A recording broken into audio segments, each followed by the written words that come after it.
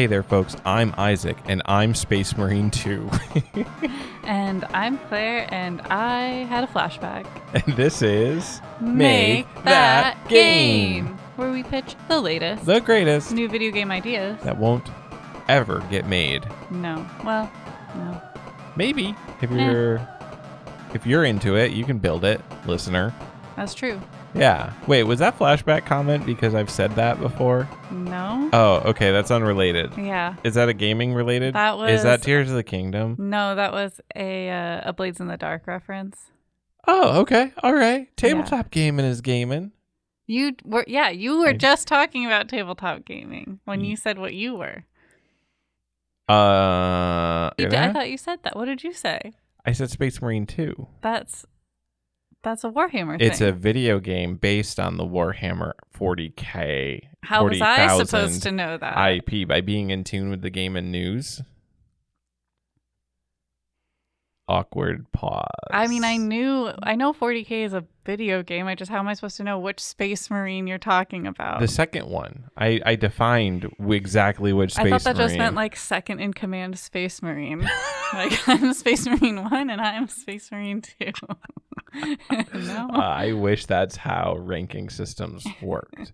I wish that's how military ranks or Space Marine ranks. I would join that military. Regardless of all. Isn't that kind of how it works? You just mean the naming convention? Yes, okay. Yeah. Instead of admiral, I would like there to be 3. That would be so much easier. It'd be immediately clear. Yeah, we have to kill number 1. Boom, done. I meant I didn't mean for murder, but sure. That's what militaries do. Okay. They murder other militaries. Yeah. Yeah, with advance. Yeah. Okay. Okay. All right. We. I guess that's the politics section. I'm just saying that if you're in the military, you probably already know the rankings. It's more helpful for the lay person. Yes, that's true. I would hope the lay person isn't the one trying to murder. That's what I meant. Okay, that's fair. Lay people, please don't murder. Don't do that. The civvies. Yeah, no civvies murder, please. Okay. We're a podcast. We are. And we pitch game ideas. We do. And do you have one to pitch? I do have a game idea to pitch. So I just went to a weekend convention. Yes, you did. For Warhammer. Whoop, whoop. 30K, actually. The IP is Warhammer 40K, but it has like a sub-game called Warhammer 30K because it's 10,000 years before 40K. Makes sense. Yeah, 40K is the year, people. Yes, it's Warhammer 40,000 AD. It's not $40,000.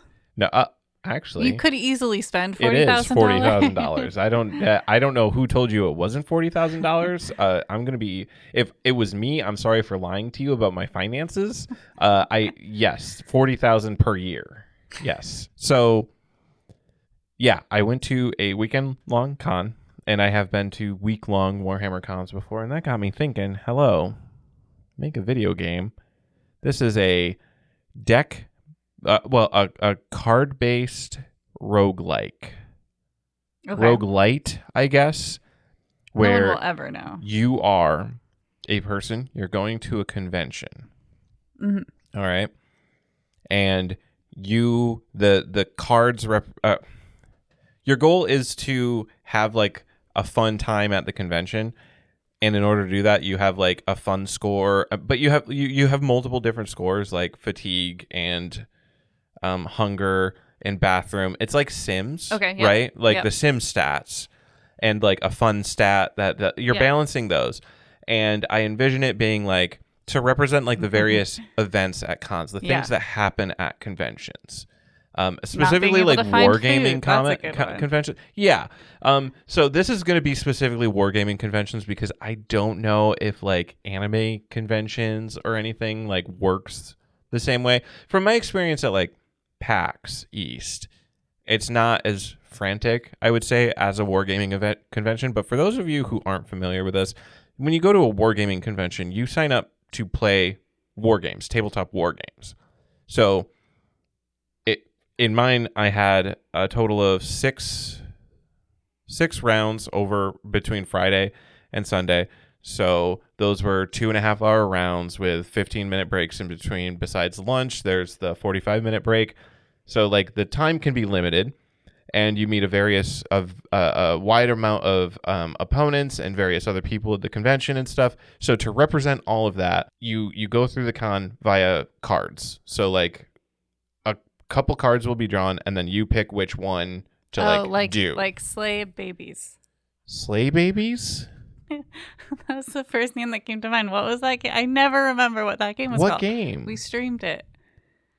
During the Spring Blades. No, it's not like Spring Blades. That's what I was thinking of, though. Which is now apparently called Slay Babies. It was the one that we streamed during the roguelike stream with cards. And you could choose like which fighter you pick. Now I'm not remembering. Okay. Well, we can rewatch this stream. Oh, yes. The animals. Yeah. Mm-hmm. Yes. Sort of like, yeah, those are the 3 paths. So like arriving at the convention, there might be like 3 paths. It'll give you like 3 randomly generated like arriving at the convention cards, and then you pick which one you want to happen to you, and that will affect your various bars that you need to keep maintained. So like when you first arrive, the option might be like park right away, check in right away, or it's already get stressful. some food first. Right, yeah. So you pick like which one of those you want to do, and each one has like a different cost associated with it. But then each one has a different cost, like energy cost or like money cost. Or both. All of the above, because you also have a pocket full of money. Actually, this is a good addition I didn't even think of. Because they can get expensive. Yeah, you might buy some stuff. So, like if you go to park your car first. That behind the scenes, right? Because this is a computer game, we can do stuff that you wouldn't do with like a board game or an actual card game. This can have like 70 different decks behind the scenes, and it's swapping them out. So it's like if you go to park first, like okay, now we have a set of consequence cards. So not only do you like have the cost that you see on the park, but there's also a pool of cards that might happen there, like. No parking. Like you might draw, parking lot's full. You have to go parking someplace else. Or it took that you so long that you don't get to eat food. That too. Like, now you're late for check-in. I think now people you're can late tell for round 1. When I go to conferences, what my number one priority is making sure I eat something every meal. Yes. It's so hard. So I don't know. Go ahead. I agree. It's very hard. I was going to say that. So I've been to a couple like work conventions, and I feel it is the same as what you describe. And I guess it's more because you have a bunch of seminars and stuff that you need to go to. And I guess it's not. I think with Warhammer, it's like if you're competing in the tournament, you have to go. You know, like so. There's a little difference there. Where like theoretically, I could sign up for nothing and just go to the exhibit hall. That's what I do at PAX. Yeah, but like I don't do that because I like the reason I'm there is to learn. Yeah. So I tend to sign up for things, seminars. and I have the same experience where it's like back to back to back, 10 minutes in between. You know, sometimes hotels that are so large that like to go to the food place and come back would take like 35 minutes, and that doesn't even include eating. Right. Yeah. So yeah. Anyway, I just wanted to say that it's less hectic because you don't usually have to go to the seminars, but if you do choose to like take full advantage of it, right, it's just as hectic. Yeah. So like, yeah, to jump back into the game, like. You know, you pick immediately go for parking. Oh, there's no more parking. That eats your time meter. You show up late for the round. It increases your stress level. It increases your hunger level because time has passed. Because you're late, people are angry at you because they haven't been able to start on time. So when are you supposed to park then? Not first. That's one of the things. Well, I mean, you know, in real life, when you show up to a hotel, you can choose to go into like the little ring and immediately check in and then find parking. But all of this is like random cards. So you don't actually know what is waiting for you. You know that like if you play enough, you learn that the odds of, if I go to park for like going to park first is probably optimal, right? Because if you find that you're not parking, that you don't have parking, you don't want to find that out after you check in. What if you did? What if you pick check in first and there's like, so you have consequence cards, but they could be good or bad. Yeah, exactly. So like if you go to check in and you find out there's a valet service, and then you can save a ton of time, but you do have to spend money, so you have to weigh that for yourself. Yep. And yeah, so like that's like the basic gameplay mechanic. So I feel like I've actually explained the gameplay mechanic because you're like buying into it and riffing off of it, and like that doesn't usually happen. Like normally mine are so esoteric that I just stumble. I think it's because I've been to a lot of conferences in the past 2 years, so I'm like, no, I get you. And I played that game, so it's a combo of like playing a card choice game and going to conferences. Yeah. I'm in it now. And like if any of your bars hit 0, that's like your game over, your run's over, you have a bad con. Now I have a good question for you. Is there any gameplay that is Warhammer? Like is there any way that, like is there any win-lose part of this of the tournament itself? So there could be. So what's difficult is then that becomes like a mini game and it's an appropriate area for a mini game. But I also don't know like how to play that off, because if it's more than a mini game, if you go like in depth and make like a tactical experience, then the card system is actually just building like a campaign kind of story around what you like. The main game then becomes like the tactical aspect. Yeah. So it has to be something like, if there is one, it has to be like relatively small. Right. And not like something that people are going to.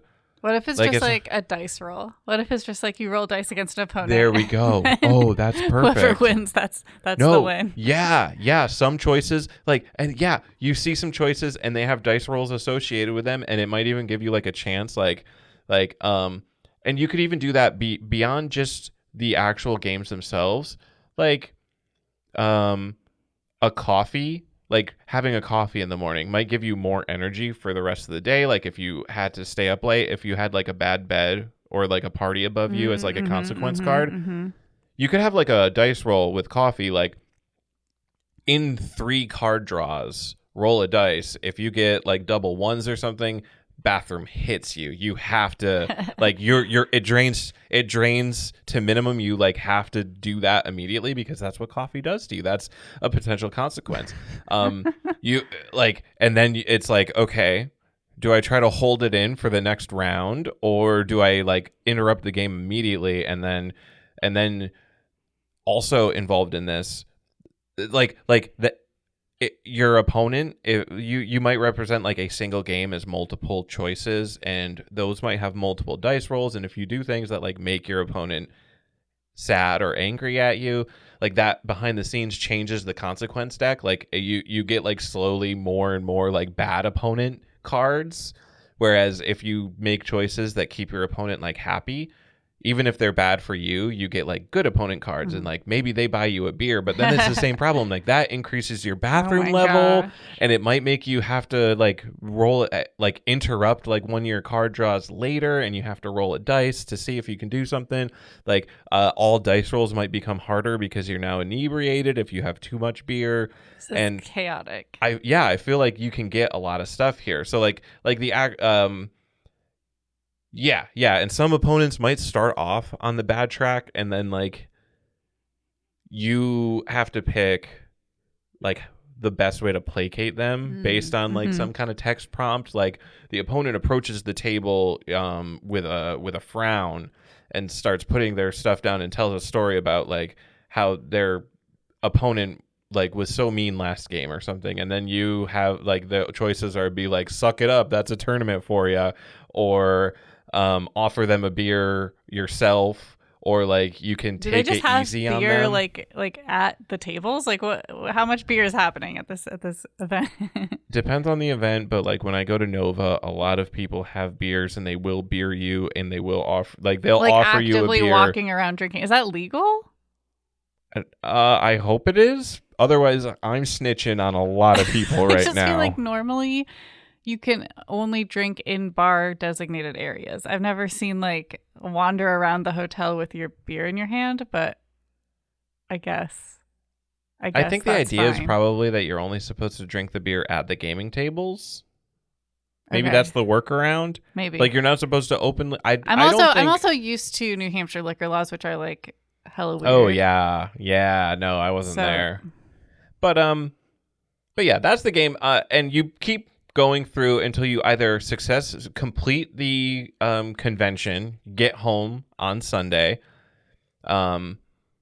Yeah, you get home on Sunday, and then it gives you like the final score, and it tells you like based on all your stats and stuff, like how fun you had, and like gives you fun facts about it. Like you won 3 out of your 5 games. And otherwise, if any of your things hit 0, then you fail the convention, and it says you had a bad convention. You pooped your pants. That would be really bad. And a fun thing that you can do with this is also have like increasing difficulty levels, like. Going to a convention for a weekend is a completely different thing than going to a week-long convention. Right.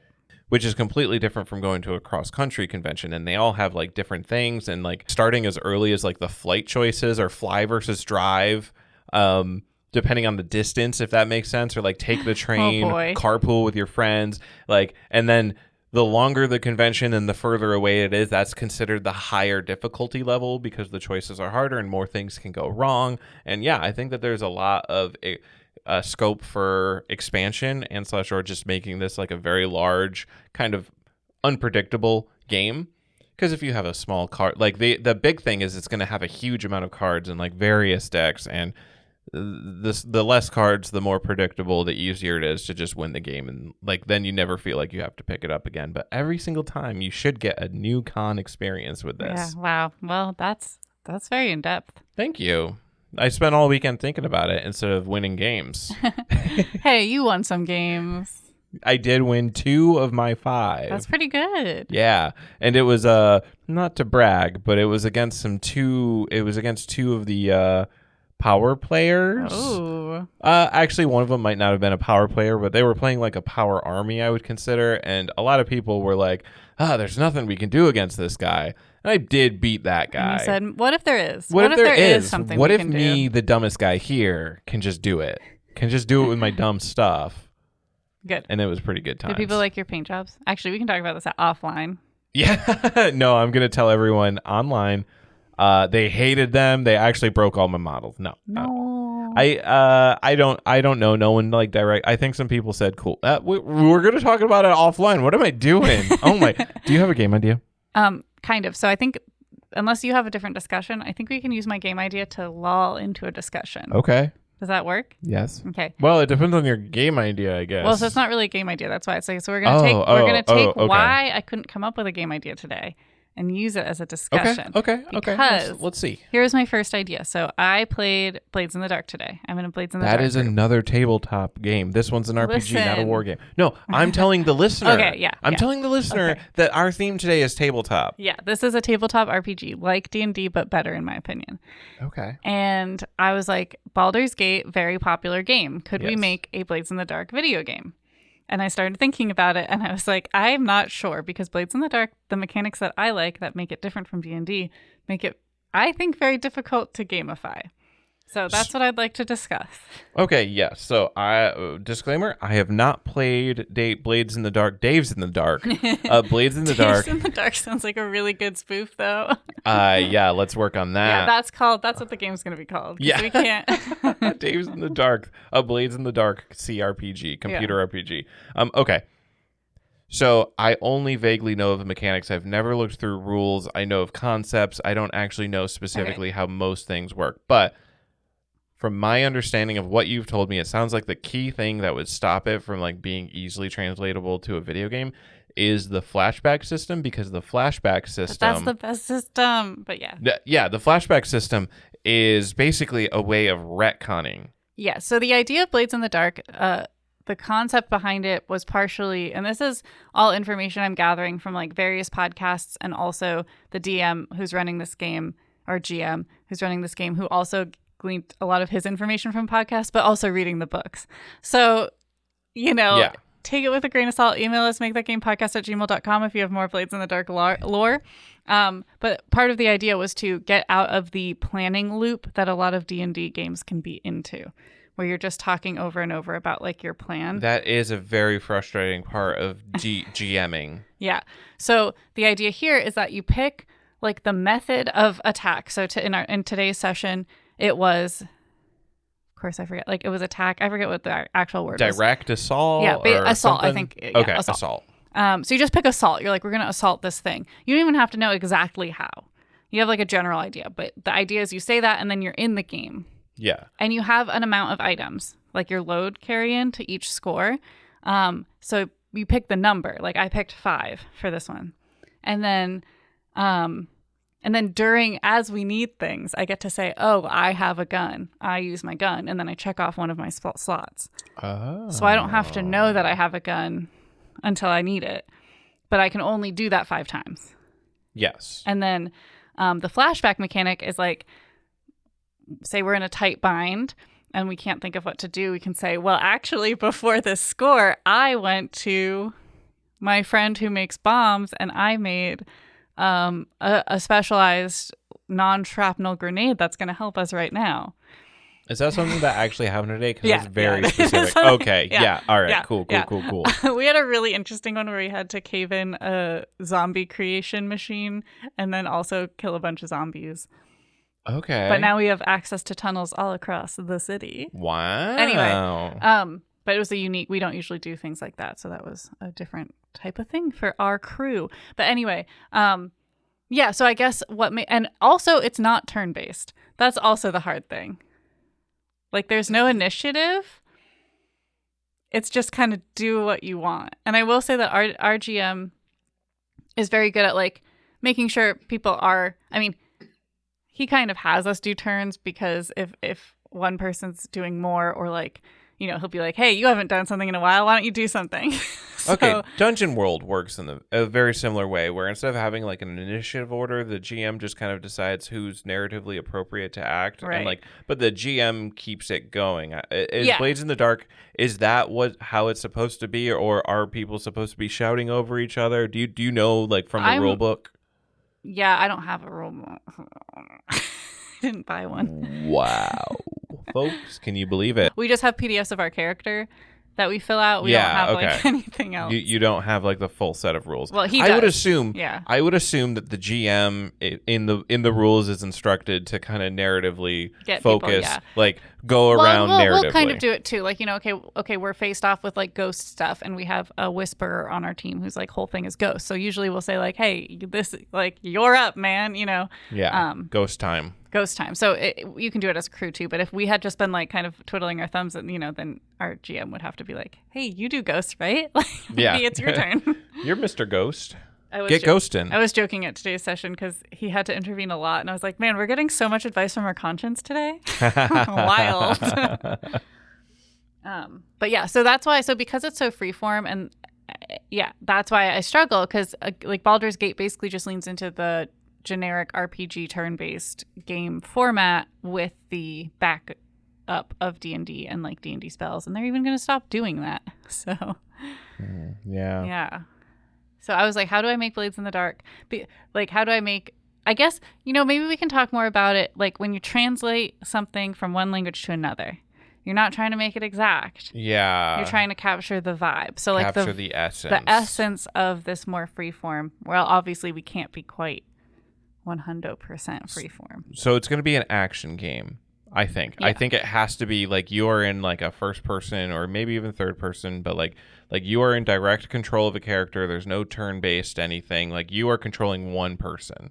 Yeah, and I think a la Baldur's Gate, from what I understand about Baldur's Gate, it should be so like the way that Blades in the Dark is set up is you're a part of a crew, and like that crew has like skills and connections and things like that in the world. So I think, I mean, maybe you could pick a couple different crews, but like the general gist of the game would be similar. So I think one thing that you can do to combine crews with retconning in a way, like because a part of the vibe is just being ready for stuff. So I think a mechanic that you could have in this game is basically the ability to summon a crew member at any point during the mission the justification that this was the plan. Yeah. The plan was always for Ghost Person to appear right now from this alleyway to help me. So, yeah, I like that. And it does. So our GM said, and I feel like this helped me understand the mechanic of flashbacks and things like that, is that the idea is you want, like, it's basically like the heist part of like Ocean's 11. Yeah, where they're doing the heist and then it shows the flashback. Right. Everything was meant to happen that way, even if in the game, obviously, it wasn't. Like, we threw a smoke bomb and it missed, but then we came up with a better plan. And then it's like, no, we meant to miss because now It's better. the item like retcon. So the actual flashbacks, I think the closest you're going to be able to get is being able to summon your crew at the relevant point. Yeah, because I think the items are actually easy. Yeah, you could act. So we have a menu for them too. It's not like that's what I'm imagining. Yeah. You have a menu. You have a load. Like you would have to pre-fill your load for the video game. I think. Do. Yeah, so you'd be like weapon. I have a weapon. I will determine at the moment I need it which weapon I have from a list. I mean, that's still kind of fun. I think. Yeah. I think that's because you also have a limit too. So like, okay, if you chose like a pistol and a sword and a throwing knife, and you only had 3, then like the next villain you see or like the next thing you have to do, you have to use one of those 3. Like you can't pick a new one now. Right. And so that's cool. So if it's like an enemy that's like vulnerable to shotgun or whatever, like you can't. Dang, missed that one. And then like since you took 3, using the example of 5 load, if you took 3 weapons, then you can only take like 1 smoke bomb and one lockpicking kit or whatever. Like you like that's a resource that consumes. So like maybe you only bring a dagger because you think that you need a bunch of technical items. And I think another thing that would be done is like it would be level based. Each heist would be a level. Yep. So like you have like the planning screen. I like that. Which you pick. So you get like leveled up weapons and things like that. Weapons. You pick your load and then you pick like the crew. You might have a big crew, but only be able to bring a certain amount of people. Well, and what I like, that's cool. And I like the summoning thing because it kind of helps it be a single player game. Yeah. So it still feels like you've got like your crew behind your back, but like you don't. They're the computer. And you also don't need to know the level well enough to be able to predict, I'll need ghost person at this place. So like you don't have to go to a pre-level map and be like, this is where I'll put my crew ahead of time and then get there. So because that I feel you would just play the mission multiple times and you'd be like, I sure wish I had Trisha. Whereas I feel like in this way you probably could beat the mission, but you'd be like, I wonder what it would have gone like if I'd brought someone else, or like I wonder if I'd chosen something else. So it's almost like more choose your own adventure versus like RPG. Right. Yeah. But I like this. I think this is cool. And obviously there'd be a story of like why you're doing these heists and et cetera, et cetera. But we haven't even stepped into like the metagame thing of like the base, because that's a part of Blades in the Dark too. That part I think easily translates to video game. Like you could. That's probably why I didn't even bring it up because I was like, it's kind of obvious. Well, yes and no. So I'll tell you how the base works. Yeah. So basically, when you first start, you get to select like some base level, but like you get to pick what it has. Like we have like a tinker. I think we have a workshop in ours, and it's behind a store, and I don't know, so things like that. And having the workshop can get you like plus ups on tinkering, which is one of the skills. Oh, okay. I would have thought that it would like expand your menu. Maybe? I mean, for the game, maybe. I'm telling you how it works. For the video game, it would make more sense, or maybe not more sense, but it would make sense for like a tinker shop to increase your menu. Instead of increasing the menu, it gives you like cool ups on weapons. So like instead of a regular pistol, it's like an electric pistol, or because you can like tinker with it, right? So you get like extras. Yes. Yeah. So you could just like select those when you are building your crew. And then the way you level them up is through scores. So like that's easy. So like when you finish it, you get XP, and that you can level it up that way. But to gain more turf, you have to like do turf-based missions. So I guess again, it does port pretty well. Yeah. And that helps you with your base as well. Things that are like highly codified port well. Here's the game design. Let's bring it fully into video games into discussion. And stuff. Yeah. Well, that's my game anyway. Dave's in the dark. Yeah, Dave's in the dark. But like anything that is super codified, like if you're trying to port something, if it's super codified, easy to port, like it's effectively rules.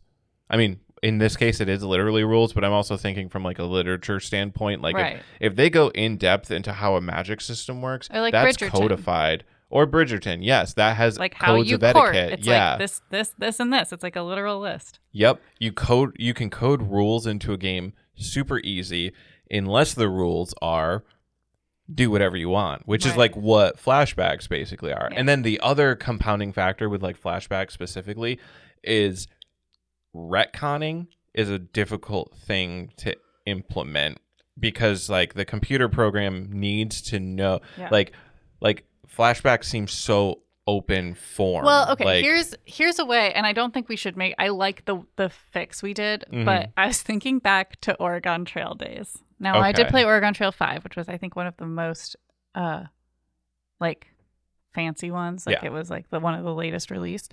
I think we looked it up on podcast and it was the last release or something, and it was in like 2005. Yeah, it was like something. fairly recent. Yeah. To I guess I mean I don't think there's an Oregon Trail 6. That was like 20 years ago, but fairly recent. So, but how we would play is like you can just play Oregon Trail, right? You can just go on the trail, but they also have a diary feature, and so my friends and I would always like go into these really in-depth stories in the diary, which was not worth anything. Like it was just fun. So you could have that as a flashback, like you could have a mechanic where like because really. The flash, so like it's like say I'm all out of slots, but I'm like, but I need a grenade. Okay, I'll flashback, and I have one now. Like that's, well, I guess you can't be all out of slots, but like maybe you need something more specialized. Like it's not just a grenade; it's whatever, a specialized thing for a specific thing, and you can't just have that. So it's like the game can have these items that you want, and it's just up to you to like build it in your brain how you got there. Type it up. So are you talking about like you select a bunch of stuff for your mission, like you explicit like if like it would still be a menu, so it wouldn't be literally anything you want, but like it could be like a highly specific item that will help you with this specific quest. So like this didn't happen, but we wished it could. Say there's like a zombie frequency that will stop all zombies from existing. Like it's just like okay, and like a you bring a that sound into emitting the machine. level. No, so you would, when you're in the room, just like how you select your weapons as you go. Yep. When you enter a room with like a really tough thing, a special menu would come up that's like your flashback menu, and that would have specialized items that are like really specific to that battle. And so there's like consequences to doing flashbacks, like you have to take stress and blah blah blah. But again, that's very easy to do. But that's codified. The flashback could just be like, if you care about that, you do it. As a player, I don't know. That might not be cool enough. So let me make sure I'm understanding. I think that this is cool enough. This is an alternate mechanic. Yeah. I like yours better, to be honest. But I just thought this is kind of an interesting thing that I've honestly not experienced in games since that. Or also, I guess my friend and I in like middle school when I was playing Sims Original, The Sims, we would you can take pictures and have like a photo album, and we would like write stories that way. Like we'd like take pictures of what's going on in our Sims families, but then write like these huge narratives under the picture of like all of the like complicated details. Wow. Even though in game it's like very simple. Yeah. So, okay. So yeah, just making sure that I understand this correctly. You're saying, all right, there's a boss monster, a super boss. Yeah. You walk into the room, it triggers a menu, and it's like, pick one of these 3 items. If you want to. You can also decide not to. And you can also say no. Okay. Because you have to take stress. The game is basically saying, instead of having a completely free-form flashback, the game will say, here are the flashbacks you can choose from. Basically, having hard-coded flashbacks. Yeah. And then there's an option, maybe it's in like a cool thought bubble, because it's like flashback. If you want to like type up something cute for your character and just have that for fun. Okay. You make up the story of how exactly you got that. The game doesn't tell you a story. And you don't have to do that. Right. But if you wanted to. If you're just gaming to game, you just pick the shotgun and you shoot the crap out of it. But like, obviously there is a market for that, because I was not alone in our little write-ups.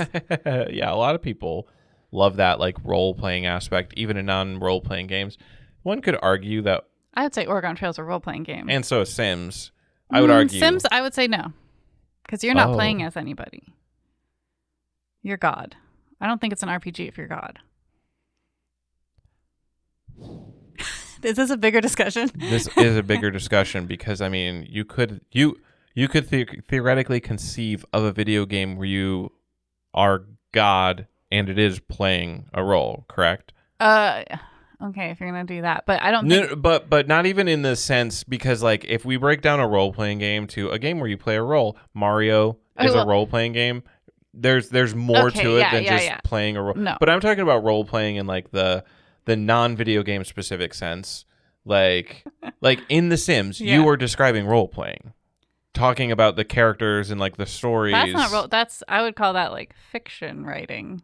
Is that role? Like, it wasn't like first person. You're just saying. Did you not like control the actions of the people to get them to do specific things to fit into the story? Yeah, we did. Of course. Okay, that's role playing, in my opinion. I would consider playing with dollies and like making them talk to each other. Role playing? I would consider that role playing. I don't know. Hey, here's the real discussion, folks. This is what we want your feedback on. Yeah. Do you agree with me, or are you wrong? Wow. Got him. Wow. Come home from a weekend away, and that's what you're treating. This is the energy I'm bringing. I'm hyped up on 2 wins out of 5 games. I mean, I 100% will give now you I'm king of the world. Oregon Trail is a role-playing game. Okay. Because, like, you play as a person in the wagon. You can also play as a person in The Sims. That's kind of... No, you can't. When I played The Sims 4, I felt like I was playing one specific person. Well, I felt like I was controlling I was sending them to work. I was choosing that they wrote a novel. I was choosing that they ran on a treadmill for 75 years. This is opening a different can of worms called The Sims has never been the same since Sims 2. So I think they're pushing you to do what you just described. But to me, that's not how you're supposed to play. But the game does push you to that direction. Like, I totally see that now that you say it that way.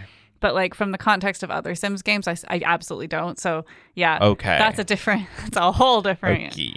Then we will swiftly move on because I think that we have discussed the crap out of this. I think we've given some good talk. I think we talked a lot about. I think the adaptation talk was really helpful and what makes an RPG? Let us know. Make that gamepodcast@gmail.com. Yeah, and I'm gonna. We're not RPG, but go ahead. I was just gonna recap. Because I like to do the recap. It's how my brain works. Okay. Listeners, if you hate this, tell me to stop. I think the key salient points that we discussed, because we take some roundabouts. So I think I like to solidify. Key point number 1, adapting codified things is easy, translated directly to a game. 2, if something is not codified, if something is free form, all you do is you go for the vibe of it. You figure out what the vibe is, and you replicate that as closely as you can. The thing. You don't need to like break your back trying to get a specific mechanic working when the mechanic isn't described like as a mechanic or like as a codified thing. Just go for the vibe. Like the flashback vibe, we came up with 2 different mechanical ways to implement it. Both of them aren't close to what we're trying to adapt, but they fit the vibe perfectly, and that is what you're going for when you're translating it from medium A to medium B. Applies with tabletop games, board games, stories, movies. If you're trying to adapt something to a video game, just remember those 2 key points. And now, the rapid fire round. It's the rapid fire round. That's where we generate 3 random words. We have 5 minutes to come up with a game idea based on those 3 words. And we got to come up with a title, and we're going to do this 3 whole times before the show is over. Are you ready with the timer? I'm ready, and I'm starting in 3, 2, 1, go. Mixture, rib, go. You are a food truck who does different dry rubs and sauces on their ribs. I was going to say, like, mixture and rib was, like, pretty good. Specifically, I'm thinking, like, I forget the name, but the Yes Chef game from Frames Fatales or Overcooked. Overcooked. Oh my gosh, I bought a hat that says Yes Chef. Oh, amazing. I have to show you. You got to show me. I go for one weekend and you buy a Yes Chef hat and don't show me. But so the idea is customers come up to your food truck, they ask for a specific thing, you and the other people in the food truck. A food management. It's over. So we've already got the name. It's Overcooked.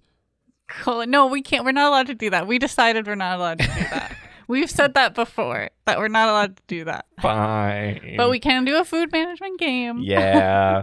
Although this is reminding me of there was one where it was like a food truck racing game, which is still near and dear to my heart. Yeah. But this wouldn't be that. But I do I think then we got to come up with a slightly different mechanic. If we're doing Overcooked, I think let's really swap. Lean into the ribs as a mechanic, because one thing about ribs that makes it different is it's slow. It takes a long time. You slow cook the ribs. So you grill them. There's 2 ways to make ribs. Even if they're grilled, they have to be marinated for a long time. Yeah, so like... So there's a lot of pre-planning that you got to do. This isn't like just, oh, I'm going to grab the buns and start cooking a burger. What if it's like your conference game, but a cookout? So there's a lot happening, but you're trying to make but you're going step by step. You want to do the best ribs. Okay. But like your friends are showing up. Someone's handing you stuff. You got like, we forgot. The kids are fighting the dog. Yeah, whatever. So like there's a bunch of other distractions, but like you have to make the best ribs. Okay, so it's not Overcooked. It's a sequel to my con game. Yeah. Okay, it's just another version of it. Okay, yeah. It's a reskin of it. Yeah. At the end of the day, That's allowed, right? Yes, it is. But I never named my con game, so we don't have a name for this one ready and waiting for us. I like calling it my con game. And then this we could call my barbecue game. Okay. Or maybe my con day, my con weekend. Okay. My con experience. My con experience. Okay, my con experience and my barbecue experience. Okay. All right. Are we done? Did we do it? All right. 2 minutes and 23 seconds. As long as you accept my barbecue experience. Yes. The other thing I was thinking, and this doesn't make sense. This is not on the clock or anything. It's not related to it. Yeah, we're done. We won already. I like the name My Conventional Blank. Oh, uh-huh. So My Conventional Convention is where it falls apart because that's the first game. But My Conventional Barbecue or something, and I like that. It's the same thing as My Convention Experience, but yeah. I like it. All right, are you ready for the next 3 I am. words? Starting it in 3, 2, 1, go. I don't know what this word means. All right, we're about to look up a word. It's called Epic Alex. That is apparently a real word, and it's a group of bracts simulating a calyx, as in a carnation or hibiscus. It's a flower thing. Okay, so an epicalix. So flower. We're just going to say that means flower. Flower. Integrated. Regard. Okay. You are making fruit baskets, all right? And they are fruit basket bouquet, that's the word I'm thinking of, combination. So you have to make sure that the flowers are integrated well into the overall fruit basket. This is just another one of the million games that we all pitch that are exactly the same every single time. I don't know what fruit basket bouquet you're talking. Okay, regard. What if it's like Animal Crossing flowers? Okay. Like breeding flowers. Okay. So, and then the regard is like your neighbors. Yeah. Your HOA. Yeah. It's an anti-HOA game. Okay. Your HOA regard poor. I'm losing it. Yeah, I was actually hoping you would take it over at this point. Oh, geez. Now that you I tried, aren't, but I just completely broke down. So you're trying to breed flowers, and you have to put flowers next to each other to see what they'll make, just like Animal Crossing, except this time, if you make ugly flowers, the HOA will fine you. Okay. But if you make really beautiful flowers, then you get like perks. You get like more seeds or something. What's the integrated part? Because you're integrating the flowers together. Oh, okay. In the breeding process. Okay. So you are breeding flowers in your backyard or front yard, actually, because the HOA cares. Definitely your front yard, yeah. All right. Okay. Yep, and that's working for their regard, and the mechanic is just planting flowers next to each other, letting time pass, and seeing what happens. I mean, I'm assuming you have to also like care for them in certain ways, like if you place them in the shade or the sun or the food you give them or the water, too much water, not enough water. So at the end of the day, flower simulator with an extra level of stress. Okay, and it's called Don't Throw Your Petals in My Backyard. No, thank you. Don't put it. I veto. Here's my pretty front yard. Here's my pretty front yard. Here's my pretty front yard. I'm just imagining the text appearing at the end of a trailer. So like they go in a world. No, that's not how they would do it. But it would have a bunch of soft music, maybe some piano music and stuff. Birds chirping. Mm-hmm. It would show like a rabbit hopping through a garden. How much time do we have? And then it would say my pretty front yard. No, we have a minute and 40 here's seconds. My Here's my pretty front yard. Okay, flower power mix and match. Flower power mix and match sounds like a Bejeweled HOA, type of game. happy outside adventure. You're not adventuring. I don't know. You haven't given me any ideas. I am working out here because all by myself. I am at a loss here. My brain has shut down. I told flowers together. This is my yard. Flowers together. That's a good one. That's a good one. A minute and 13 seconds left on the clock.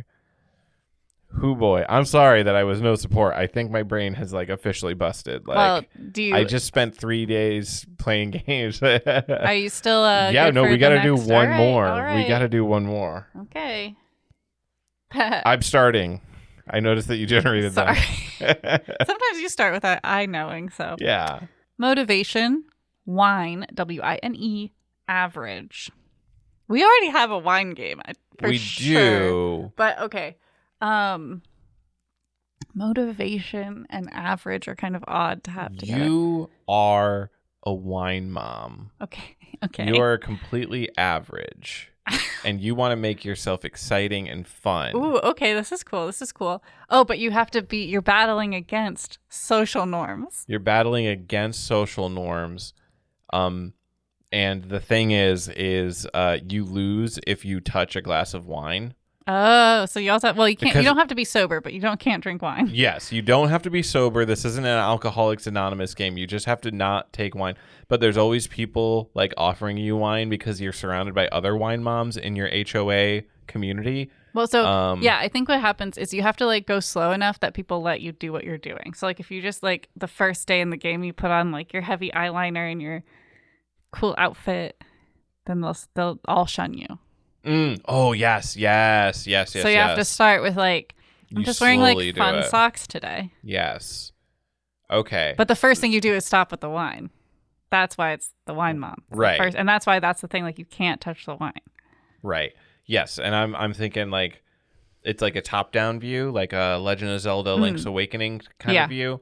And like the way like the monsters move around, that's how people with wine they're move coming around. at you. They're like trying to give it to you, like not exactly chasing you, but like it's like slow. It's like what if their dialogue is like all the like cheesy wine sayings? Oh like, 100%. I can't think of any right now because both our brains are broken. But listener, put them in there.